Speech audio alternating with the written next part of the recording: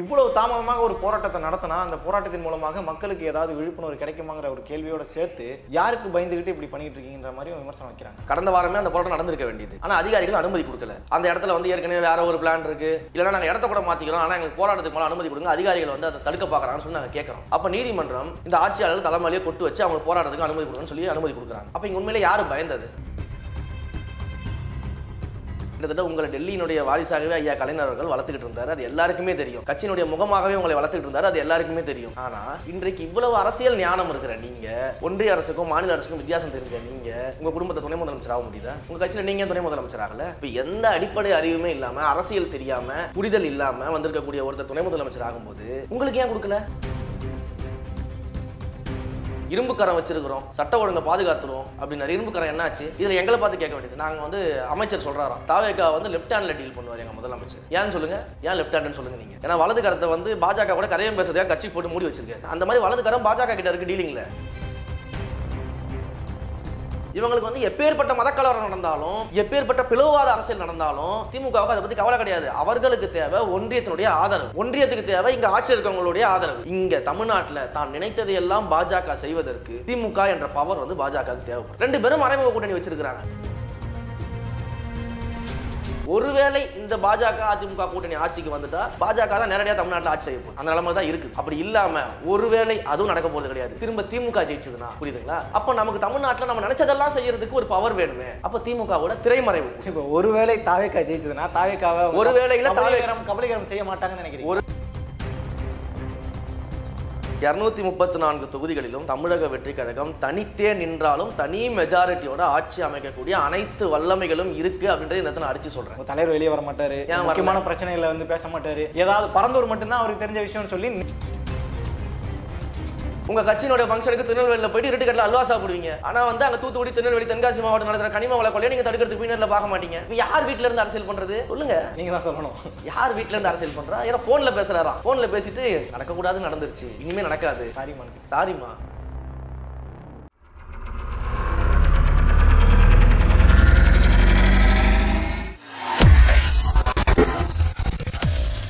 வேலை வேண்டுமா? Blue ocean இருக்கிறது. 10th 12th டிப்ளமோ டிகிரி படித்தவர்களுக்கு உணவு, தங்குமிடம், இஎஸ்ஐ, பிஎஃப், இன்சூரன்ஸ் உள்ளிட்ட சலுகைகளுடன் அனுபவத்திற்கேற்ற நல்ல சம்பளம் 15,000 முதல் 30,000 வரை. பெண்களுக்கு முன்னுரிமை. 2,000க்கும் மேற்பட்ட வேலை வாய்ப்புகள் உள்ளன. இப்போதே தொடர்பு கொள்ளுங்கள். Blue ocean.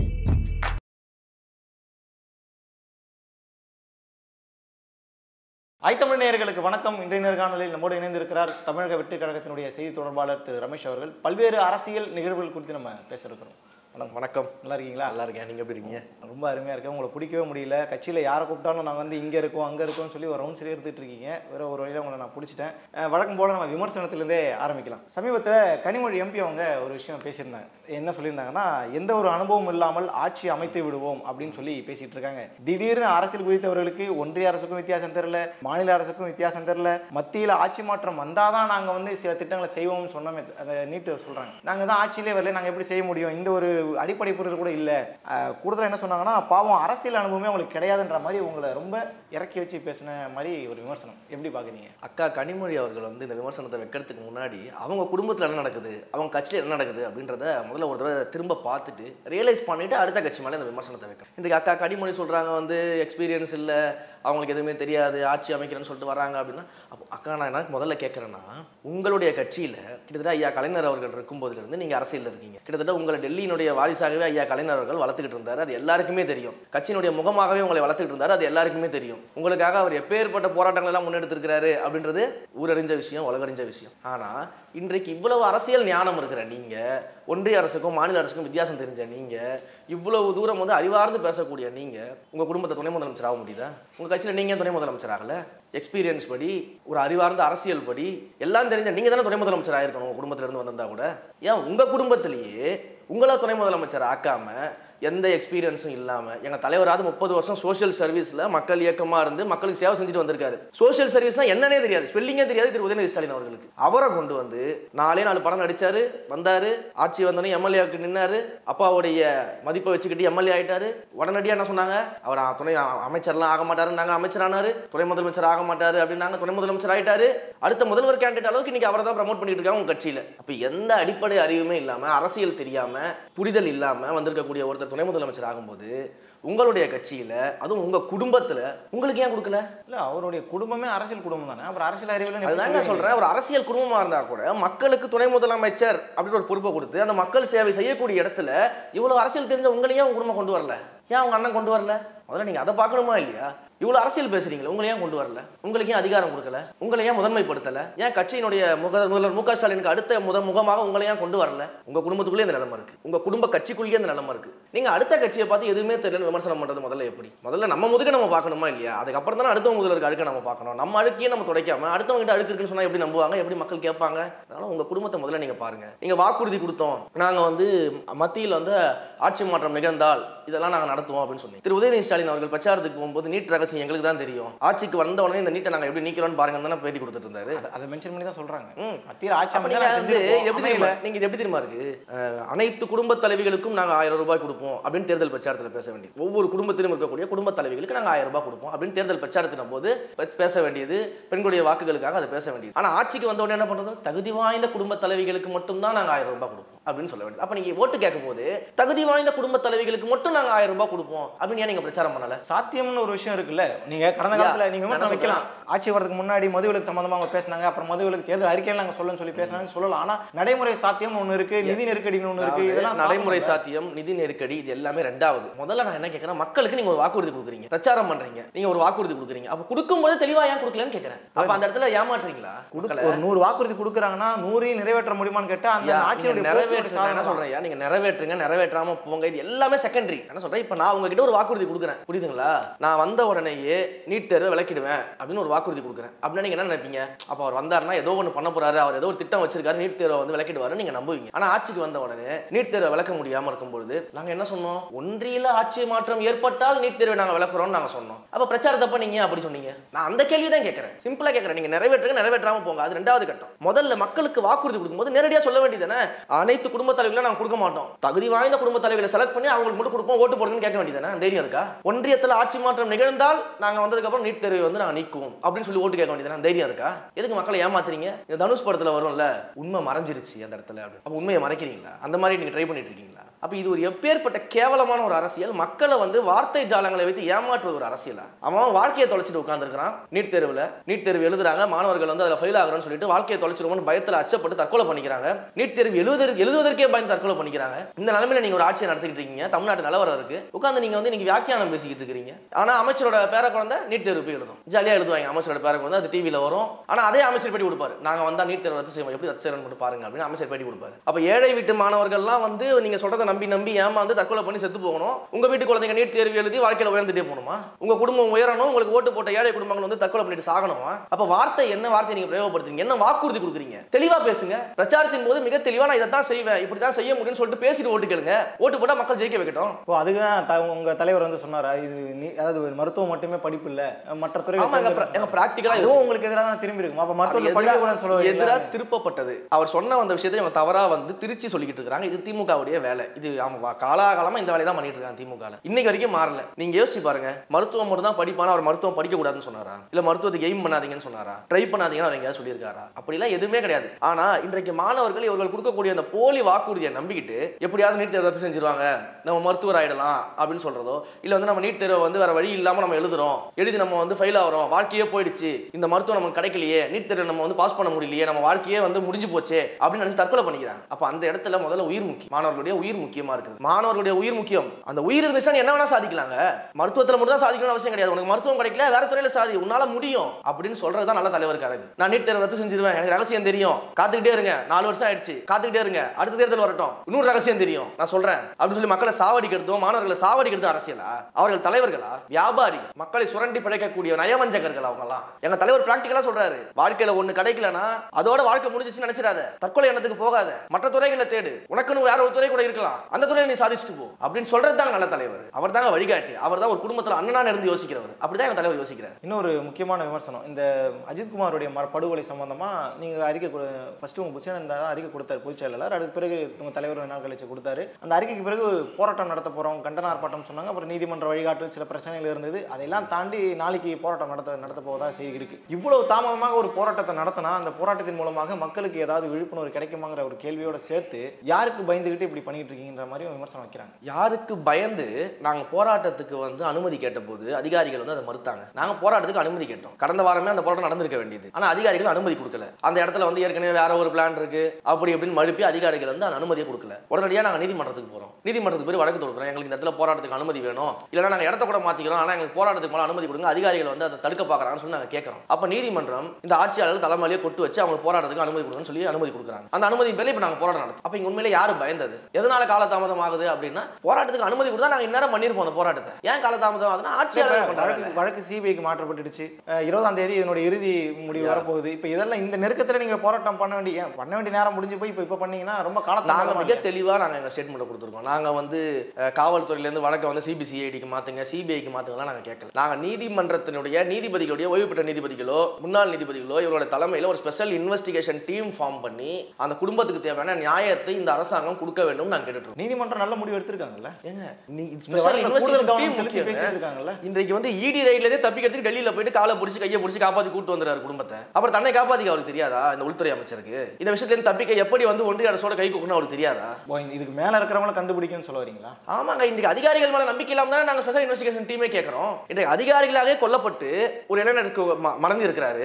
கோர்ட் கேக்குது, கடந்த 4 வருஷங்கள்ல மட்டும் 24 காவல் மரணங்கள் நிகழ்ந்திருக்குது. தமிழ்நாடு அரசு என்ன பண்ணிக்கிட்டு இருக்குது? சொந்த மாநிலத்தின் ஒரு மாநிலம் அதனுடைய குடிமகனையே கொன்று இருக்கிறது இன்றைக்கு கோர்ட் கேக்குது, மதுரை உயர்நீதிமன்ற கிளை கேட்குது. இப்படிப்பட்ட ஒரு சூழல்ல இவ்வளவு கொலைகள் நடந்திருக்கும் போது அதிகாரிகள் உண்மையிலேயே வேலை செஞ்சிருந்தாங்கன்னா, அதிகாரிகள் உண்மையிலேயே விசாரணை நடத்துறாங்க, இதெல்லாம் தடுக்கிறாங்க அப்படின்னா எப்படி இத்தனை கொலைகள் நடந்திருக்கும்? எப்படி இத்தனை காவல் மரணங்கள் நிகழ்ந்திருக்கும்? அப்ப இந்த அதிகாரிகள் மேல இருக்க நம்பிக்கையே போயிடுது. அப்ப அதிகாரிகளே வேண்டாம், நீங்க ஒரு ஸ்பெஷல் இன்வெஸ்டிகேஷன் டீம் போடுங்க, ஓய்வு பெற்ற நீதிபதிகளை கொண்டு வாங்க, அந்த டீம்ல போடுங்க, அதை இன்வெஸ்டிகேட் பண்ணி எல்லாருக்கும் நியாயம் கொடுங்கன்னு நாங்க கேட்கறோம். இதுல என்ன தவறு இருக்கு? அப்ப எங்களுடைய கோரிக்கையை வலியுறுத்தி தான் நாங்க போராட முடியும். நாங்க அந்த மக்களுக்கு இது நியாயமா இருக்கும், ஒரு ஸ்பெஷல் இன்வெஸ்டிகேஷன் டீம் போட நியாயம் கிடைக்கும் நாங்க நம்புறோம், மக்களும் அதை விரும்புறாங்க. அப்ப நாங்க அதை கேட்டு போராட்டம் பண்றோம். இந்த உள்துறை அமைச்சர் செய்ய வேண்டியது என்ன பண்ணிட்டு இருக்காரு? இந்த உள்துறை அமைச்சர் 24 மரணம் நிகழ்வு வரைக்கும் என்னங்க பண்ணிட்டு இருந்தாரு உள்துறை அமைச்சர்? இரும்பு கரம் வச்சிருக்கிறோம், சட்ட ஒழுங்கை பாதுகாத்துறோம் அப்படின்னா இரும்பு கரம் என்னாச்சு? இதுல எங்களை பார்த்து கேட்க வேண்டியது. நாங்க அமைச்சர் சொல்றாராம், தாவேகா லெப்ட் ஹேண்ட்ல டீல் பண்ணுவார் எங்க முதலமைச்சர். ஏன்னு சொல்லுங்க, ஏன் லெப்ட் ஹேண்ட்னு சொல்லுங்க நீங்க? ஏன்னா வலது கரத்தை பாஜக கூட கரையம் பேசுறதுக்காக கட்சி போட்டு மூடி வச்சிருக்காரு. அதுதான் நடந்துகிட்டு இருக்குது. வலது கரம் பிஸியா இருக்குதுங்க. நீங்க இந்த கரையம் பேசுறதெல்லாம் பாத்திருக்கீங்களா? டீலிங் பேசுவாங்க, அந்த கட்சி துண்டு போட்டுட்டு கையை உள்ள வச்சு டீலிங் பேசுவாங்க பாத்தீங்களா? அந்த மாதிரி வலது கரம் பாஜக கிட்ட இருக்கு டீலிங்ல. அப்ப இடது கரம் மட்டும் தான் இருக்கும், இரும்பு கரம் வேலை செய்யாது. அது நமக்கு தெரியும். அது இப்ப இல்ல, அவங்க ஆட்சியில் ஆரம்பிக்கும் போதே எங்களுக்கு தெரியும் இரும்பு கரம் வேலை செய்யாது. அவங்க உங்களை பாஜக பீட்டிங்னு சொல்றது, நீங்க அவங்கள பாஜகவோட கை கூத்துன்றது எல்லாம் ஒரே மாதிரி எல்லாம் டோன் இருக்கு. என்ன நாங்க தீர்மானமே நிறைவேற்றோம். என்ன தீர்மானம் நிறைவேற்றோம்? எங்களோட செயற்குழுல மத பிளவுவாத சக்திகளோடு ஒரு காலமும் நேரடியாகவோ மறைமுகமாகவோ கூட்டணி கிடையாதுன்னு நாங்க தீர்மானம் நிறைவேற்றோமா இல்லையா? திமுகவோட தீர்மானத்தை காட்டுங்க. பாஜகவோடு ஒரு காலமும் நேரடியாகவோ மறைமுகமாகவோ கூட்டணி வைக்க மாட்டோம் அப்படின்னு திமுகவால தீர்மானம் நிறைவேற்ற முடியுமா? கடந்த காலத்துல வச்சிருக்காங்க.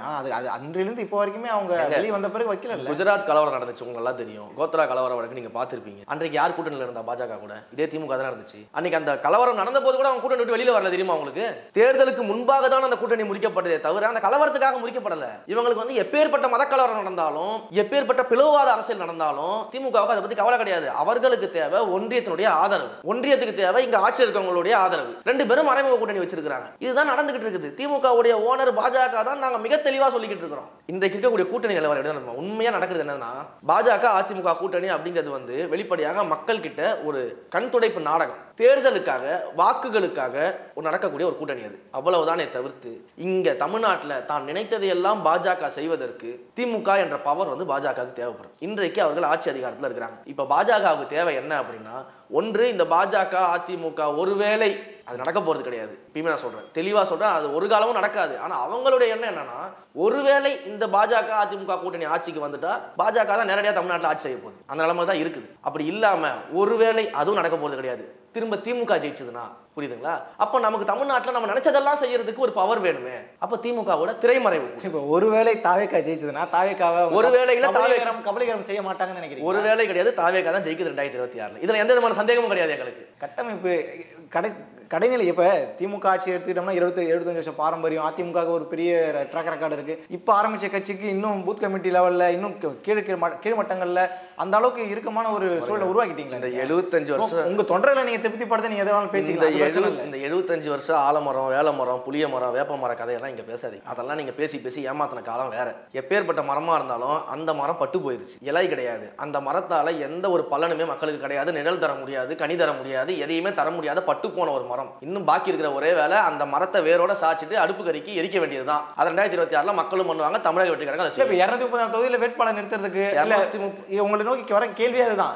வேட்பாளர் இருக்கிறாங்களா 234 தொகுதிக்கு பணம் செலவு பண்ணுவாங்கன்ற தொடர்ச்சி பல கேள்வி கேட்கறாங்கல்ல. 234 தொகுதிகளிலும் தமிழக வெற்றி கழகம் தனித்தே நின்றாலும் தனி மெஜாரிட்டியோட ஆட்சி அமைக்கக்கூடிய அனைத்து வல்லமைகளும் இருக்கு அப்படின்றது இந்த இடத்துல அடிச்சு சொல்றேன். உங்க தலைவர் வெளியே வர மாட்டாரு, முக்கியமான பிரச்சனைகளை பேச மாட்டாரு, ஏதாவது பரந்தூர் மட்டும்தான் அவருக்கு தெரிஞ்ச விஷயம்னு சொல்லி நேற்று கூட நாங்க ஆரம்பத்திலிருந்தே மிக தெளிவா சொல்லிக்கிட்டு இருக்கிறோம். அவர் எல்லா இடங்கள்லயும் எல்லா பிரச்சனைகளையும் பேசிக்கிட்டு இருக்காரு. கட்சியினருடைய முக்கிய தலைவர்கள், கட்சியில் இருக்கக்கூடிய முதன்மை நிர்வாகிகள், மாநில நிர்வாகிகள் பேசிக்கிட்டு இருக்கிறோம். எல்லா இடங்களும் நாங்க போறோம், கூட்டங்கள் நடக்குது, மக்களோட மக்களா மாவட்ட செயலாளர்கள் நிற்கிறாங்க. தலைவர் முக்கியமான பிரச்சனை எல்லாத்தையும் பார்த்துக்கிட்டு இருக்கிறாரு.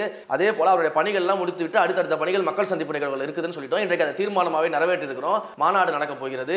12,500 இடங்கள்ல தெருமுனை பிரச்சார கூட்டங்கள் போடுவதற்கான ஏற்பாடுகள் செஞ்சுக்கிட்டு இருக்கிறோம். அதற்கு பிறகாக அடுத்த 3 மாத காலங்கள், அந்த மாநாடு முடிஞ்ச அடுத்த 3 மாத காலங்கள் தொடர்ந்து அனைத்து தொகுதிகளிலும் தலைவர் சுற்றுப்பயணம் போக போறாரு. அந்த தொகுதியோட மக்களை சந்திக்க போறாரு. அந்த தொகுதியோட பிரச்சனைகளை பேச போறாரு. இதெல்லாம் நாங்க சொல்லிக்கிட்டே தான் இருக்கோம். எந்த இடத்துல நாங்க மாத்தி பேசணுமா? தலைவருடைய பணிகள் எல்லாம் முடிச்சிட்டாரு, ஏறதால முடிந்து விட்டது, முடிச்ச உடனே அதை பண்ண போறான்னு சொல்லிட்டு இன்னைக்கு நாங்க தீர்மானமே நிறைவேற்றிட்டு இந்த மாதத்தில் நடக்க போகுது. அடுத்தது மாநாடு நடக்க போகுது, 2வது மாநாடு நடத்த போறோம். அதற்கு பிறகு 3 மாத காலம் மக்களோட தொகுதியில் செலவு பண்ண போறாரு ஃபுல் நேரமாக நாங்க சொல்லிட்டு தானே இருந்தோம். இன்னைக்கு அறிவிப்பே வந்துருச்சா? டேட் மட்டும் தான் சொல்லல, மற்றபடி தீர்மானமாவே நாங்க எல்லாமே சொல்லிட்டோமா? என்ன மக்களை சந்திக்கல, என்ன களத்துக்கு வரல? இன்னைக்கு அஜித் குமாரோட மரணத்துக்கு உள்துறை அமைச்சர் போனாரா?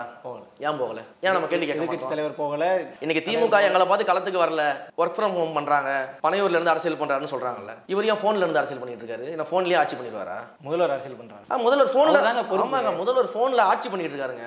மக்களை நேர்ல எல்லாம் சந்திக்க மாட்டாரு அவரு. போன்லயே ஆட்சி பண்ணுவாப்ல அவரு. போன் ஆட்சி முதல்வர், ஒர்க் ஃப்ரம் போன் முதல்வர். உள்துறை அமைச்சருக்கு போன்ல தான் வேலையா? காவல்துறையை போன்லயே தான் நீங்க டீல் பண்ணுவீங்களா?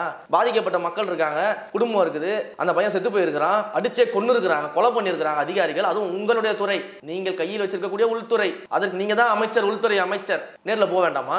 அந்த குடும்பத்தை பார்க்க வேண்டாமா? அது என்ன ஓரணியில் தமிழ்நாடு அப்படின்னு வீடு வீடா போயிட்டு உறுப்பினர் சேர்க்கை நடத்துறீங்கல்ல, அதுக்கு ஒரு வீட்டுக்காக போற தெரியுது இல்ல? செத்தவன் வீட்டுக்கு போக மாட்டீங்களா? செத்தவன் முக்கியம் கிடையாது அவங்களுக்கு. அப்போ ஓட்டு வேணும், உங்க கட்சிக்கு உறுப்பினர் வேணும்னா நீங்க போய் வீட்டு வாசல்ல நிற்பீங்க. உங்க கையில் இருக்கக்கூடிய துறை உள்துறை, அந்த உள்துறையோட அமைச்சர் நீங்க. உங்க கையில் இருக்கக்கூடிய அதிகாரிகள் ஒருத்தன் அடிச்சு கொள்ளுவாங்க, அவன் வீட்டுக்கு நீங்க போக மாட்டீங்க. உங்களுக்கு உறுப்பினர் வேணும்னா நீங்க வீடு வீடா போவீங்க, வேங்கவேல போய் பார்க்க மாட்டீங்க. உங்க கட்சியினுடைய ஃபங்க்ஷனுக்கு திருநெல்வேலியில் போயிட்டு இருட்டுக்கட்டில் அல்வா சாப்பிடுவீங்க. ஆனா அங்க தூத்துக்குடி, திருநெல்வேலி, தென்காசி மாவட்டம் நடக்கிற கனிம வள கொள்ளையை நீங்க தடுக்கிறதுக்கு பின்னர்ல பார்க்க மாட்டீங்க. இப்போ யார் வீட்ல இருந்து அரசியல் பண்றது சொல்லுங்க? நீங்க தான் சொல்லணும். யார் வீட்ல இருந்து அரசியல் பண்றா? ஏன்னா போன்ல பேசுறாராம். போன்ல பேசிட்டு நடக்க கூடாது, நடந்துருச்சு, இனிமே நடக்காது, சாரிமான்னு கிட்ட. சாரிமா, நான் பாத்துக்கிறேன், உங்களுக்கு என்ன வேணாலும் செஞ்சு கொடுக்குறேன். அங்கேயும் ஒரு பிரச்சனை. அந்த தம்பி அவருடைய நவீன்குமார் சொன்னாரு, எனக்கு வேலை 80 கிலோமீட்டர் கொடுத்துருக்காங்க, 6,000 தான் சென்டோடைய மொத்த ரேட்டு 6,000 தான், தண்ணி இல்லாத ஒரு காட்டுல நிலம் ஒதுக்கிறாங்க, வேணான்ற சொல்லியிருந்தாருல, அதை எப்படி பாக்குறீங்க? ரியல் எஸ்டேட் மாஃபியா பண்றவங்க கிட்ட வேற என்ன எதிர்பார்க்க முடியும்? இன்னைக்கு ரியல் எஸ்டேட் மாஃபியா பண்ணக்கூடிய ஒரு கட்சி, ஒரு ஆட்சி, ஒரு குடும்பம், ஒரு முதல்வர், இவங்க கிட்ட என்ன எதிர்பார்க்க முடியும்னு நினைக்கிறீங்க? இவ்வளவுதான் எதிர்பார்க்க முடியும். மக்கள் முதல்வராக இருந்தா பரவாயில்ல, தன் மக்களுக்கு மட்டுமே அவர் முதல்வர். வீட்டில் இருக்காங்களா தன்னுடைய மக்கள், அவங்களுக்கு மட்டுமே தான் அவர் முதல்வர். அப்புறம் எப்படி நீங்க எதிர்பார்க்க முடியும்? இன்றைக்கு நாங்க பொதுக்கூட்டங்களுக்கு போறோம். சமீபத்தில் திருச்சியில் ஒரு பொதுக்கூட்டத்துக்காக போகும்போது அங்க இருக்கக்கூடிய அந்த மக்கள் எல்லாம் சொல்றாங்க, ஐயா என்ன அளவுக்கு இவங்க ஊழல் பண்றாங்க, எந்த அளவுக்கு இந்த அரசாங்கம் நடந்துகிட்டு இருக்கு அப்படின்னா, அங்க திருச்சியில ஏதோ ஒரு இடத்துல புதுசா ஒரு பேருந்து நிலையம் திறந்து வச்சுட்டு போனாரு. அந்த பேருந்து நிலையம் சரியா கட்டவே இல்லை, நிறைய பிரச்சனைகள் இருக்கு, பில்டிங்ல நிறைய கோளாறுகள் இருக்கு, ரொம்ப குவாலிட்டியாகவும் கிடையாது ஒரு பக்கம். இன்னொன்னு, அந்த இடத்தை சுற்றி இருக்கக்கூடிய நிலங்கள் எல்லாமே மிகப்பெரிய ரியல் எஸ்டேட் மாஃபியா நடக்குது. கிட்டத்தட்ட ஒரு சென்ட்டே 1,000 ரூபாய் 1,000 ரூபாய்க்கு போயிட்டு இருந்த இடம் அதுக்குள்ளதான் போயிட்டு இருந்துச்சு. இன்னைக்கு பார்த்தா 4,000 5,000 ஒரு சென்ட். அந்த நிலத்தை வச்சிருப்பவர்கள் விற்பவர்கள் எல்லாமே ஆளுங்கட்சியை சார்ந்தவர்கள். இப்படிப்பட்ட சூழல் ஒரு மாஃபியா நடக்குது, சம்பந்தமே இல்லாம ஒரு பஸ் ஸ்டாண்டை கொண்டு வந்துட்டு இவ்வளவு பெரிய மாஃபியா பண்ணிட்டு இருக்காங்கன்னு சொல்லிட்டு அங்க இருக்கக்கூடிய பொதுமக்கள் எல்லாம் பேசிக்கிறாங்க. அப்ப இந்த அளவுக்கு மக்களுக்கு திட்டம் என்ற பெயர்ல ஒரு விஷயத்தை கொண்டு வந்து பரந்தூர்ல அதான் நடந்துட்டு இருக்கு. நம்ம அதான் சொல்றோம், பரந்தூர்ல அதுதான் நடந்துட்டு. பரந்தூரை பொறுத்த வரைக்கும் முதல்ல ஆரம்பத்தில் என்ன சொன்னீங்க? ஏர்போர்ட் நம்ம கண்ட்ரோல்ல கிடையாது, அது ஒன்றிய அரசோட கண்ட்ரோல்ல இருக்கு, ஒன்றிய அரசு தான் அதை இது பண்ணுது, நாங்க என்ன பண்ண முடியும் அப்படின்றாங்க. சரி ரைட்டு. ஆனா ஒன்றிய அமைச்சர் கேட்கும்போது என்ன சொல்றாரு, உங்களுடைய மாநில அரசு இப்போ இருக்கக்கூடிய உங்களுடைய மாண்புமிகு முதலமைச்சர் திரு மு க ஸ்டாலின் அவர்களும் அவருடைய அரசாங்கம் தான் அந்த இடத்தையே தேர்வு செஞ்சு எங்களுக்கு கொடுத்தாங்கன்னு ஒன்றிய அரசு பேட்டி கொடுக்கும். ஒன்றிய அமைச்சர் பேட்டி கொடுக்குறாரு. உண்மையிலேயே இது ஒன்றிய அரசோட திட்டம் மக்களுக்கு எதிராக வருது அப்படின்னா திமுக தான் முதல்ல போராடி இருக்கணும். திமுகவுடைய நாங்க தான் எதிரி, திமுகவை நாங்க தான் வந்து தமிழ்நாட்டுடைய பார்டர்ல நின்று வராம தடுத்துக்கிட்டு இருக்கோம் அப்படின்னு பேசிட்டு இருக்கீங்கல்ல, ஏன் நீங்க எதுக்கல?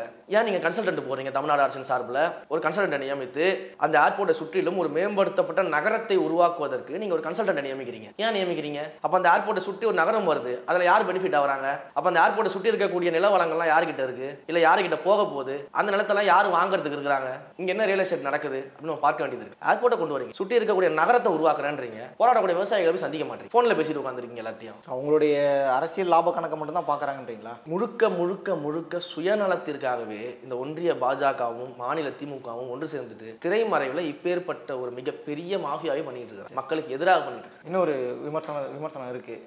உங்க கட்சியில இருந்த ஒரு நபர், அவரு நீங்க வெளியே போயிட்டு கட்சிக்கு எதிராக அவர் வந்து பல்வேறு விஷயங்களை பேசிட்டு இருக்காரு. குறிப்பா அதானியை பத்தி நீங்க ஏன் பேச மாட்டீங்க, நீங்க கார்பரேட் பாலிடிக்ஸ் பண்ணிட்டு இருக்கீங்களா, விஜய்க்கும் அதானிக்கு அதாவது பணம் போக்குவரத்து எதுவும் இருக்கான்ற மாதிரிலாம் அவர் இதை தாண்டி பல கடுமையான விமர்சனங்கள்லாம் வைக்கிறாருல்ல, என்னதான் நடந்துகிட்டு இருக்குங்க பிரச்சனை இல்லை?